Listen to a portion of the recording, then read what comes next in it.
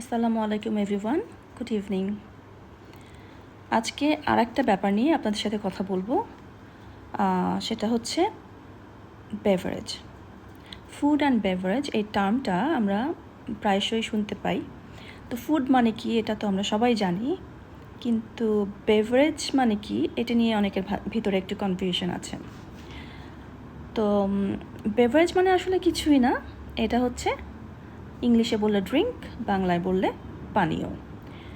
কিন্তু পানি কিন্তু আবার বেভারেজের আওতায় আসবে না।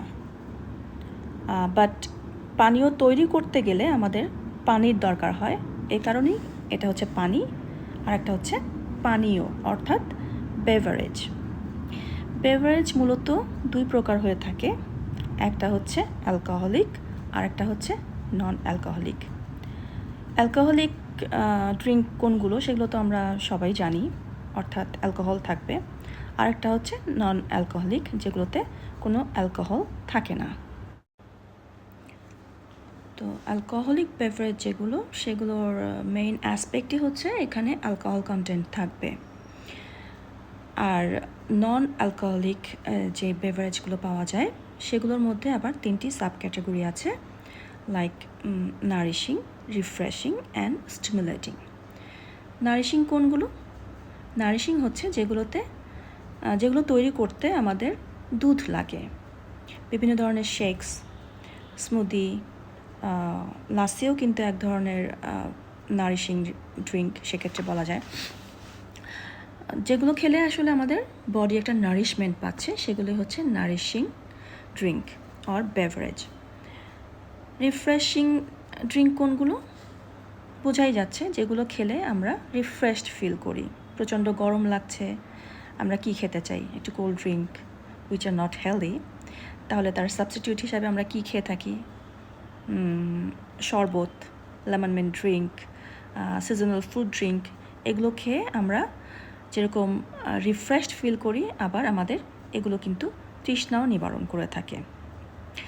আরেকটা কোনটা? সেটা হচ্ছে স্টিমুলেটিং।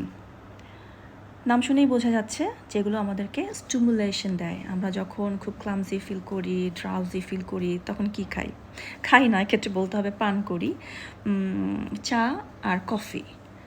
তো চা কফিও কিন্তু একটা বেভারেজ, এবং এই দুটো হচ্ছে স্টিমুলেটিং ক্যাটাগরিতে পড়ছে, বিকজ এর ভিতরে যে ক্যাফেইন আছে সেটা আমাদের একটা স্টিমুলেশন দেয়, এনার্জাইজ করে। এই তো গেল বেভারেজ নিয়ে একটি ছোট্ট ডিসকাশন। হোপফুলি ইনফরমেশনগুলো আপনাদের কাজে লাগবে। নেক্সট টাইম কোথাও বেভারেজ শুনলে এত হকচকিয়ে যাওয়ার কিছু নেই, it's not a big deal. এটা মানেই হচ্ছে ড্রিঙ্ক, অর বাংলায় বললে পানীয়।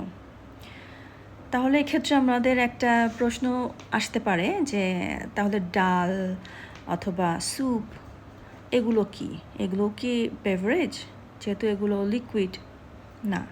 এটা আমি প্রথমেই বলেছি, যেগুলো খেলে আমাদের তৃষ্ণা নিবারণ হয় অথবা পানির সাবস্টিটিউট হিসাবে আমরা পান করি, সেগুলোই হচ্ছে বেভারেজ। ডাল কিংবা অন্যান্য যে কোনো লিকুইড খাবার, স্যুপ, ডাল, এগুলো আমরা খাবার হিসাবে খাই, পানীয় হিসাবে কিন্তু এগুলো খাই না। দ্যাটস ওয়াই এগুলো বেভারেজ না। হোপফুলি আমার এই ছোটো ছোটো ইনফরমেশনগুলো আপনাদের কাজে লাগছে। আপনাদের অন্য কিছু যদি জানার থাকে আমাকে অবশ্যই কমেন্টে জানাবেন, আমি চেষ্টা করব আপনাদের কনফিউশনগুলো দূর করে দিতে।